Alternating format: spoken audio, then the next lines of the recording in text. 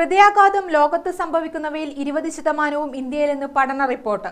കണക്ക് BM Birla heart ആശുപത്രി പുറത്തുവിട്ട എവരി ബീറ്റ് കൗണ്ട്സ് എന്ന റിപ്പോർട്ട് നൽകുന്നത് ഹൃദയ സംബന്ധമായ രോഗങ്ങൾ രാജ്യത്ത് കൂടുന്നുവെന്ന സൂചന. രാജ്യത്ത് 9 കോടിയോളം ആളുകൾക്കാണ് ഹൃദയ സംബന്ധമായ രോഗങ്ങൾ ഉള്ളത്. കാർഡിയോ വാസ്കുലർ രോഗം മൂലമുള്ള മരണനിരക്ക് ആഗോള ശരാശരിയേക്കാൾ ഇന്ത്യയിൽ ഉയർന്നതാണ്. രാജ്യത്ത് 1,272 എന്ന നിലക്കാണ് മരണനിരക്ക്. ആഗോളതലത്തിൽ ഇത് 235 ആണ്. ഗ്രാമപ്രദേശങ്ങളിലും പട്ടണങ്ങളിലും ഈ നിരക്കിൽ മാറ്റങ്ങളുണ്ട്.